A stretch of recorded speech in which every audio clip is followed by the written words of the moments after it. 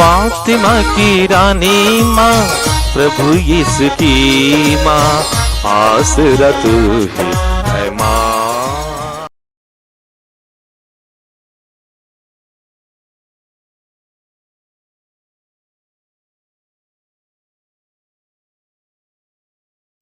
पहला पाठ ईसायास नबी का ग्रंथ, अध्याय 58, पद संख्याएं 9 से 14 तक। यदि तुम अपने बीच में से अत्याचार दूर करोगे, किसी पर अभियोग नहीं लगाओगे और किसी की निंदा नहीं करोगे, यदि तुम भूखों को अपनी रोटी खिलाओगे और पद दलितों को तृप्त करोगे, तो अंधकार में तुम्हारी ज्योति का उदय होगा और तुम्हारा अंधकार दिन का प्रकाश बन जाएगा। प्रभु निरंतर तुम्हारा पथ प्रदर्शन करेगा।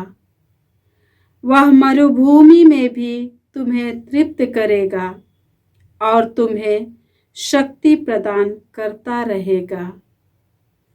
तुम सींचे हुए उद्यान के सदृश बनोगे, जल स्रोत के सदृश, जिसकी धारा कभी नहीं सूखती।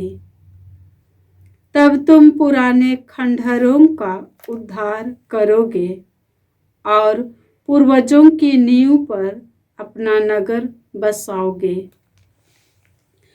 तुम चार दीवारी की दरारें पाटने वाले और टूटे फूटे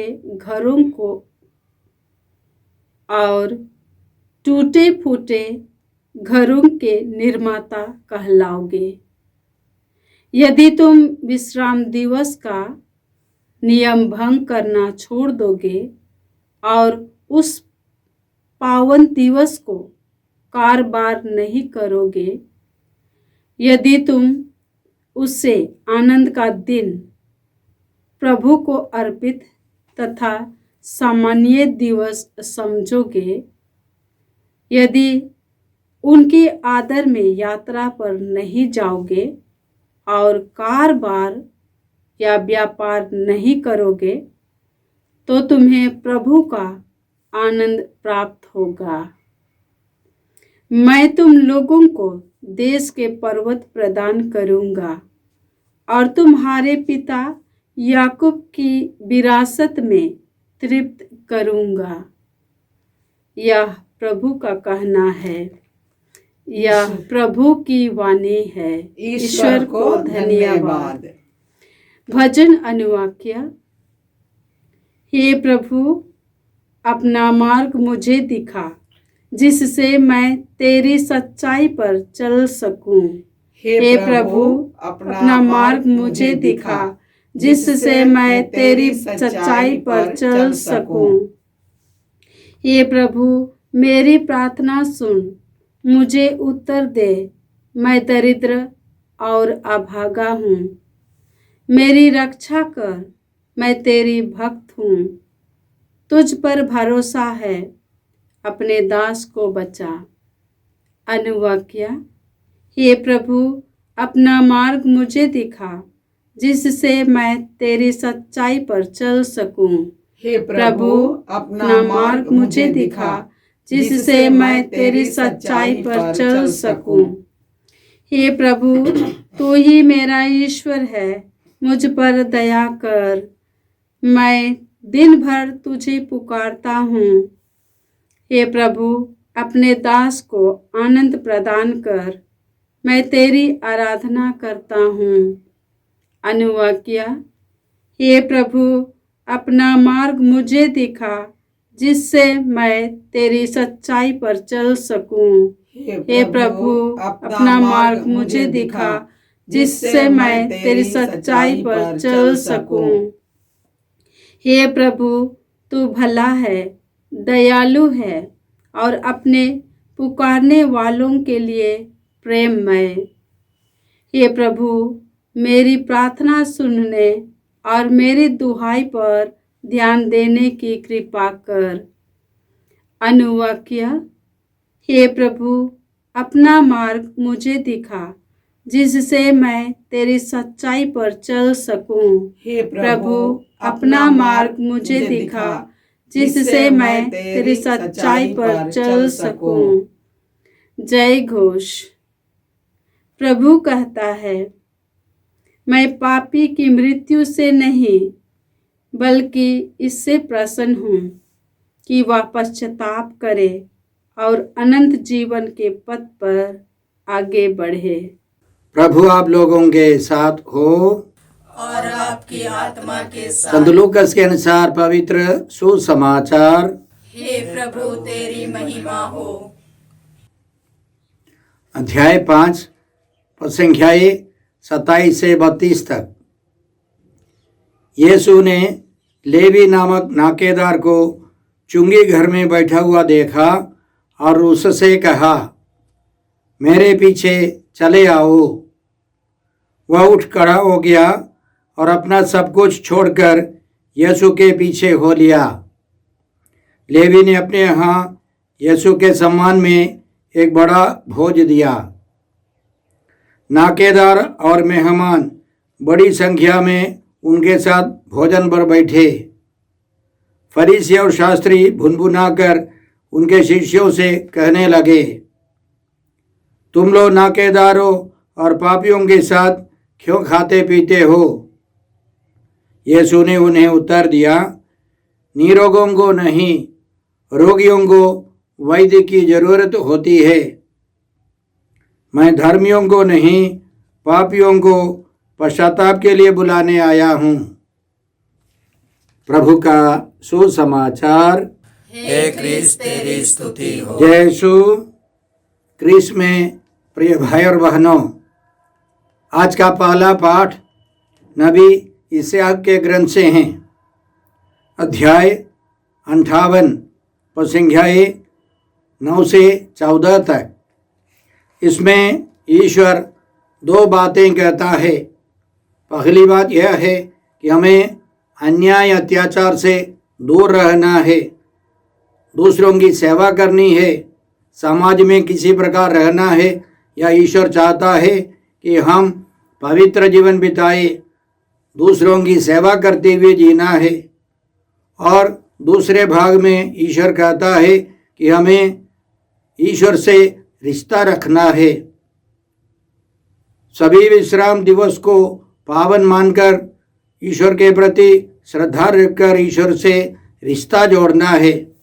इसलिए ईश्वर का कहना है, यदि तुम अपने बीच में से अत्याचार दूर करोगे, किसी पर अभियोग नहीं लगाओगे और किसी की निंदा नहीं करोगे, यदि तुम भूखों को अपनी रोटी खिलाओगे और पतदलितों को तृप्त करोगे, तो अंधकार में तुम्हारी ज्योति का उदय होगा और तुम्हारा अंधकार दिन का प्रकाश बन जाएगा। प्रभु निरंतर तुम्हारा पथ प्रदर्शन करेगा। वह मरुभूमि में भी तुम्हें तृप्त करेगा और तुम्हें शक्ति प्रदान करता रहेगा। तुम सींचे हुए उद्यान के सदृश बनोगे, जल स्रोत के सदृश जिसकी धारा कभी नहीं सूखती। तो हमारे जीवन में यदि हम विकास चाहते हैं, सर्वांगीण विकास चाहते हैं, प्रगति चाहते हैं, तो हमें न्यायपूर्वक जीवन बिताना है, ईमानदारी से जीवन बिताना है। बहुत सारे लोग सरकार को जो देना है, कर देना है, नहीं देते हैं। और उसी तरह समाज में बहुत सारे गरीब है, दीन दुखी है, उनकी सेवा नहीं करते हैं। उसके बाद ईश्वर को पुकारते हैं तो ईश्वर की कृपा नहीं मिल सकती है। और ईश्वर यह भी कहता है, यदि तुम विश्राम दिवस का नियम भंग करना छोड़ दोगे और उस पावन दिवस को कारोबार नहीं करोगे, यदि तुम उसे आनंद का दिन, प्रभु को अर्पित तथा सम्मानीय दिवस समझोगे, यदि उसके आदर में यात्रा पर नहीं जाओगे और कारोबार या व्यापार नहीं करोगे, तो तुम्हें प्रभु का आनंद प्राप्त होगा। ईश्वर के प्रति ईमानदार रहना है, ईश्वर की आज्ञाओं का पालन करना है। विशेष रूप से हमारा कर्तव्य है पहले, दूसरे और तीसरे नियम का पालन करना, तब हमको ईश्वर का आनंद मिलेगा। इस दुनिया से जाने के पहले प्रभु यीशु ने अपने शिष्यों से वादा किया, मैं तुम्हारे लिए शांति छोड़ जाता हूँ, अपनी शांति तुम्हें प्रदान करता हूँ। वो संसार की शांति जैसी नहीं है। तुम्हारा जी घबराए नहीं, भीरू मत बनो। न केवल शांति देकर यीशु गए हैं, प्रेम, आनंद और सारे पवित्र आत्मा के फल दे करके प्रभु यीशु इस दुनिया से गए। जो प्रभु यीशु में विश्वास करते हैं, पवित्र आत्मा की शक्ति से जीवन बिताते हैं, उनके जीवन में ये सब पवित्र आत्मा के फल विद्यमान होंगे। इसलिए हमें पवित्र जीवन बिताना है। इस 40 काल में हम लोगों को विशेष कृपा मांगनी है। जैसे हमने आज के भजन में सुना है, स्तोत्र 86 पद संख्या 1 से 6 तक है। हे प्रभु मेरी प्रार्थना सुन, मुझे उत्तर दे, मैं दरिद्र और अभागा हूँ, मेरी रक्षा कर, मैं तेरा भक्त हूँ, तुझ पर भरोसा है, अपने दास को बचा। हमें प्रभु पर भरोसा रखना है, प्रभु की आज्ञाओं के अनुसार जीवन बिताना है। इसलिए हमें इस 40 काल में ज़्यादा समय निकालकर बाइबल पढ़ना है। आगे स्तोत्रकार कहता है, हे प्रभु तू ही मेरा ईश्वर है, मुझ पर दया कर, मैं दिन भर तुझे पुकारता हूँ। हे प्रभु अपने दास को आनंद प्रदान कर, मैं तेरी आराधना करता हूँ। जो प्रभु की आराधना करता है उसे ईश्वर आनंद से भर देता है। फिर स्तोत्रकार कहता है, हे प्रभु तू भला है, दयालु है और अपने पुकारने वालों के लिए प्रेममय। हे प्रभु मेरी प्रार्थना सुनने और मेरी दुहाई पर ध्यान देने की कृपा कर। यह हमारी भी प्रार्थना हो। स्तोत्रकार के साथ हम प्रतिदिन यह प्रार्थना दोहराए, इसी तरह के वचन दोहराए। प्रभु हमको आनंद से, शांति से, प्रेम से भर देंगे। आज के सुसमाचार में हमने सुना कि प्रभु यीशु ने लेवी नामक एक नाकेदार को बुलाया, मेरे पीछे चले आओ, और उसने सब कुछ छोड़कर यीशु का अनुसरण किया। और बाद में उस व्यक्ति ने यीशु को बुलाया, यीशु के सम्मान में एक महाभोज दिया। बहुत सारे नाकेदार, दोस्त मित्र, मेहमान सब आए। यह देखकर फरीसी और शास्त्री कहने लगे, तुम लोग नाकेदारों और पापियों के साथ क्यों खाते पीते हो? यह सुनकर यीशु ने उनको समझाया, मैं पापियों को बुलाने आया हूँ, पश्चाताप के लिए बुलाने आया हूँ। सबसे पहले हम यह देखें कि प्रभु यीशु की पुकार सुनकर, उनकी बुलाहट सुनकर मत्ती ने सब कुछ छोड़ दिया। उनको मालूम हो गया कि यीशु ईश्वर है, सारी संपत्ति से सबसे बड़ा है प्रभु को पाना, प्रभु के साथ रहना। इसलिए न केवल उन्होंने यीशु का अनुसरण किया, सब कुछ समर्पित करने के लिए तैयार होकर अपने दोस्त मित्रों को भोज दिया। हम लोगों को भी यीशु बुलाते हैं, प्रतिदिन बुलाते हैं, मेरे पीछे चले आओ, मेरे साथ रहो।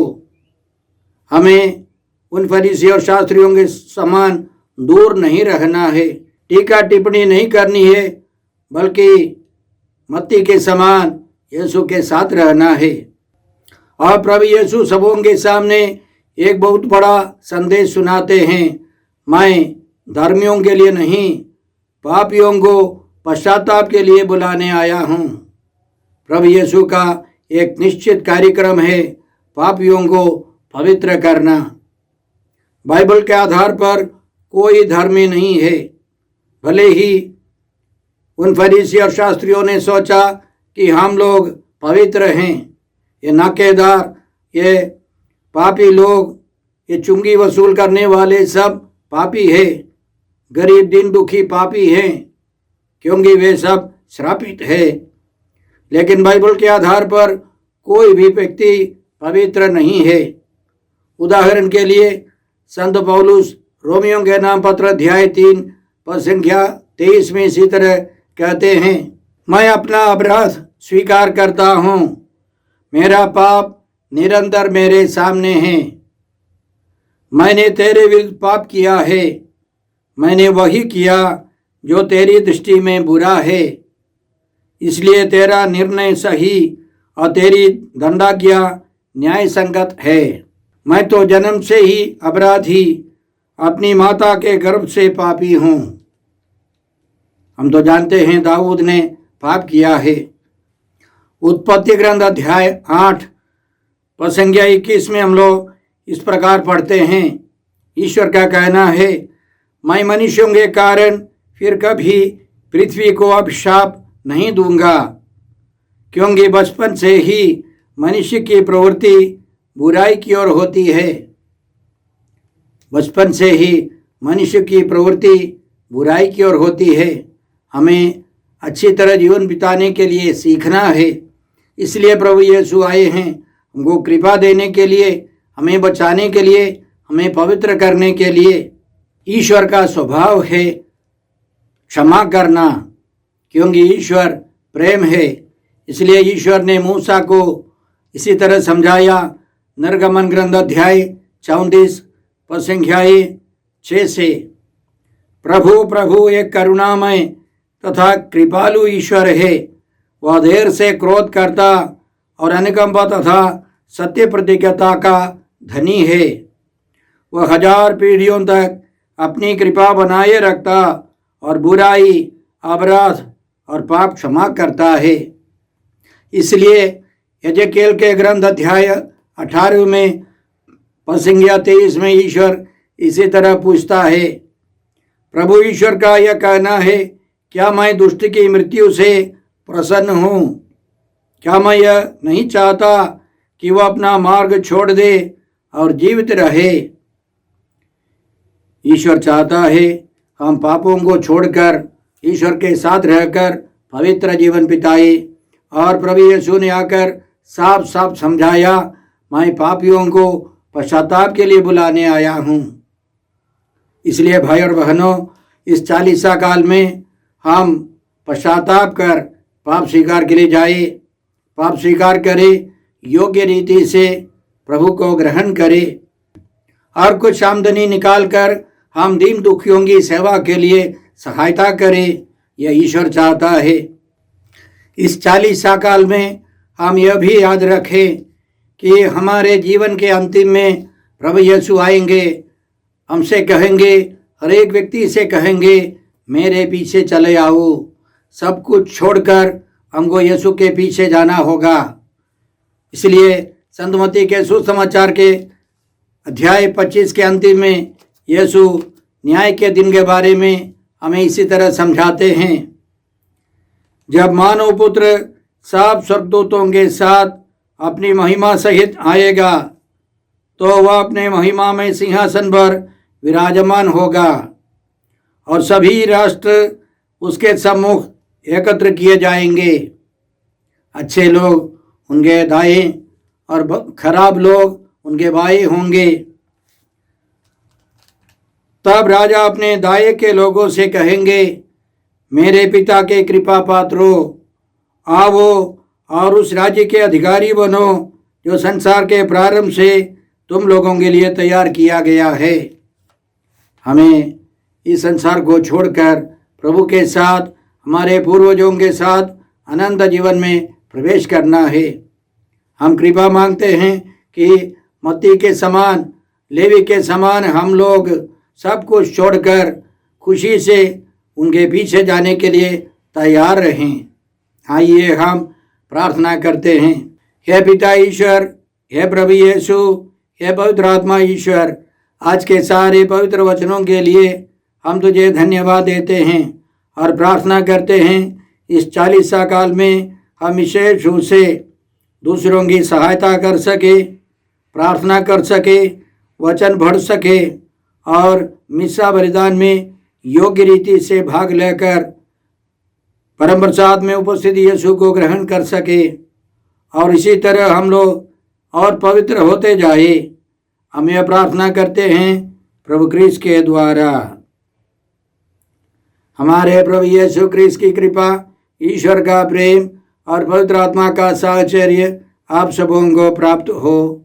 आमीन।